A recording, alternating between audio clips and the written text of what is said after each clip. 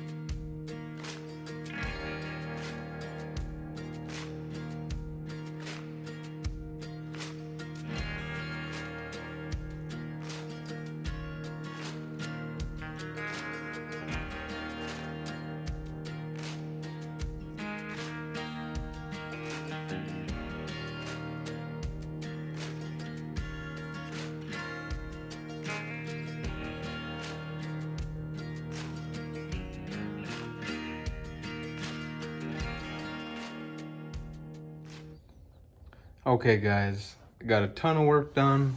We got the front of the frame boxed, front, both sides. I don't know if you guys can see it that well.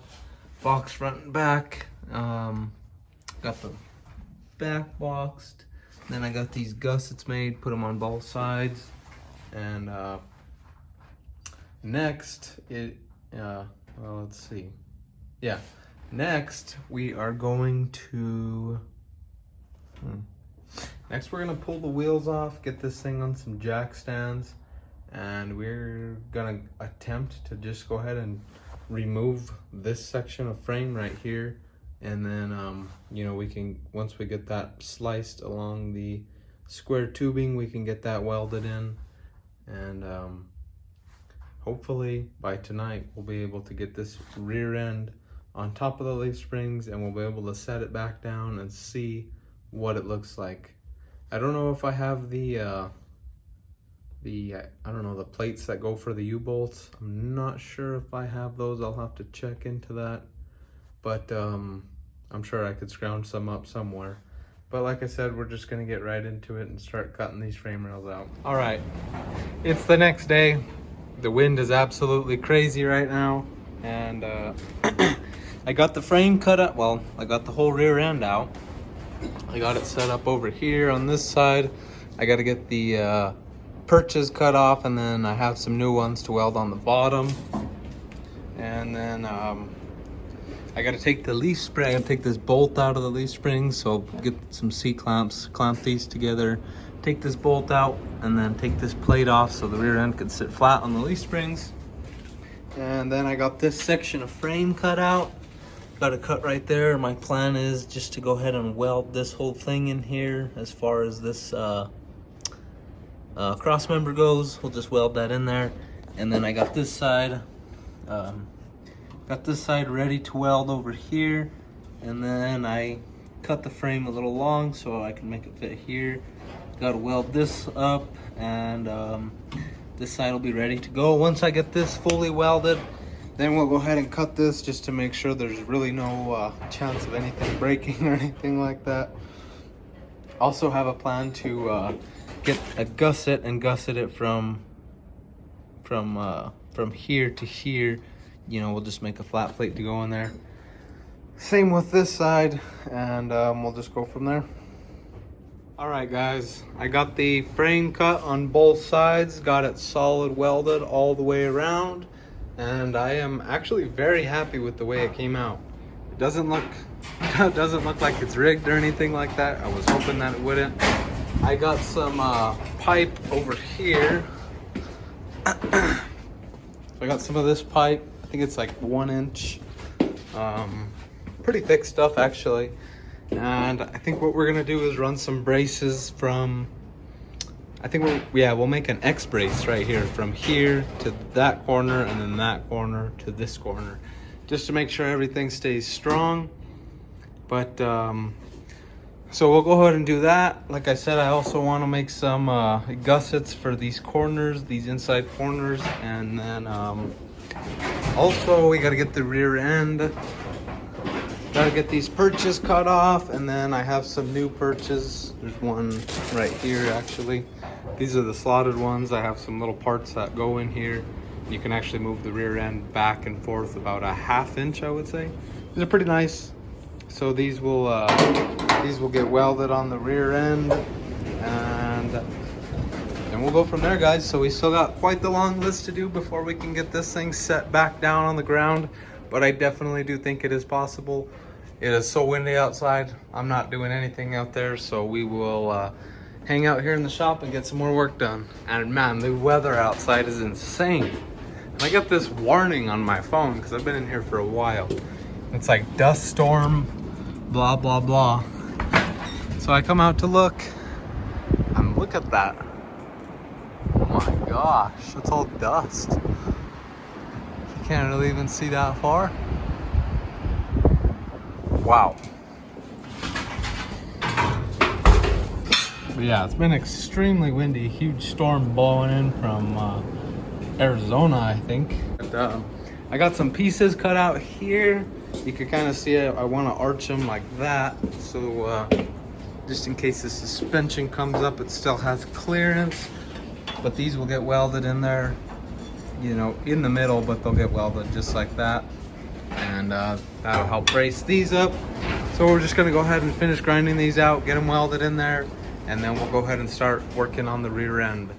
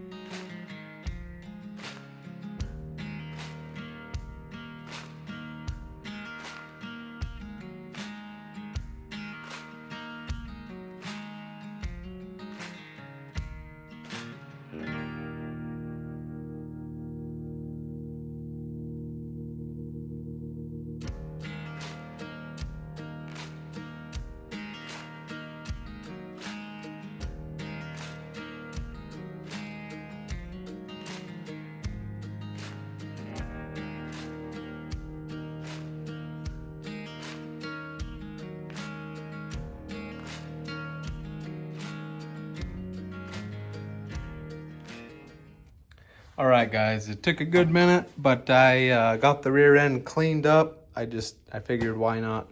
I'm gonna go ahead and throw a quick coat of black paint on it. Went ahead and set the pinion at 3 degrees right away. Got all that stuff set up, welded the perches on, and next order of business, well, of course, I'm gonna spray this tonight, and then we'll be back out tomorrow to actually put it in. But next order of business, we are going to get some C-clamps, clamp these springs together. I got to pull the bolt out, flip it around, and then I got to figure out what kind of U-bolts I'm going to use. I have these brand new. I have 4 brand new ones. I would just have to find the original plates that mounted on here. I have no idea where I put them, so I'll find those, and then once I get those, I'll figure out what kind of U-bolts, because I might have to reuse those metal plates that are on there.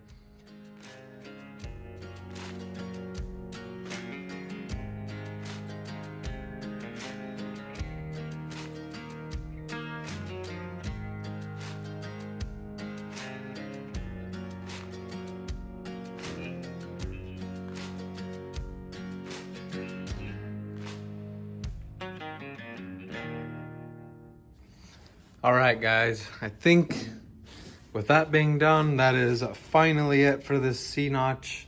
Finally got all the welding done, and I went through, put a coat of black paint on everything, and got the rear end in there. The only thing, I had some U-bolts, I had those ones, and then I found the plates for them, but they're just not gonna work due to the pad for the leaf springs just a little bit too wide. So I'm gonna have to get some U-bolts and some plates so I can get this thing bolted up and then get this rear end dropped. But I'm guessing it's gonna drop quite a bit, and the rear end should sit up nice right in these C-notches. And as you guys saw, I went ahead and did the X brace right here. That came out pretty nice, and yeah, like I said, that's probably gonna do it for the C-notch there. Next, we got to lower the front of this thing, which is gonna be, that'll actually be pretty easy. It's just a Mustang 2, and I have some drop spindles I can install on it, and we'll put some drop spindles on it. And if we have to cut a couple springs out the front, we can definitely do that. But you know, hard parts pretty much done. You know, like I said, all the welding, everything like that's finally done. It was a ton of work, and I was planning to have this thing lowered all the way in one video, but it's just too much work to do all that. So we're gonna leave this video off here, guys. Like I said, we got the whole rear end pretty much there. I'll have this thing bolted up here in the next couple of days, and then I'll go ahead and start filming, dropping the front end of this thing, and we could get this thing to fit in my shop just a little bit better. It's a little bit too big for in here, Please like and subscribe. And guys, don't forget to go check out the new Instagram and Facebook page I started for the YouTube channel. So go check those out, guys. Give them a like and a follow, and we'll catch you guys in the next one.